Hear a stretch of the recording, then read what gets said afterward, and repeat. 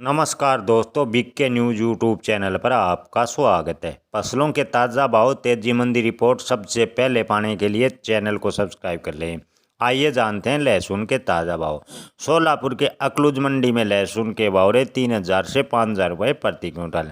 बात करें प्रतापगढ़ की तो लहसुन के भाव रहे 4700 से 4850 रुपये प्रति क्विंटल। मुजफ्फरनगर में लहसुन बिका 4100 से 4500 रुपये प्रति क्विंटल। पुणे में लहसुन के भाव रहे 3500 से 95 रुपये प्रति क्विंटल। बुलंदशहर में लहसुन के भाव रहे 4400 से 4700 रुपये प्रति क्विंटल। बुलंदशहर के जहांगीराबाद में लहसुन के भाव रहे 4000 से 4300 रुपये प्रति क्विंटल।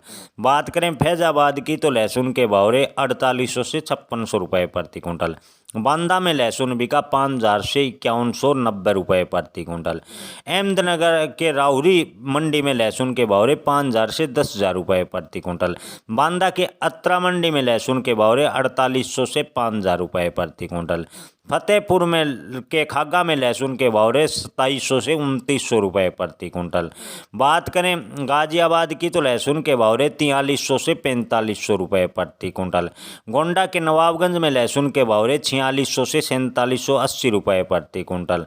सुल्तानपुर में लहसुन के भाव रहे 4600 से 4900 रुपये प्रति क्विंटल।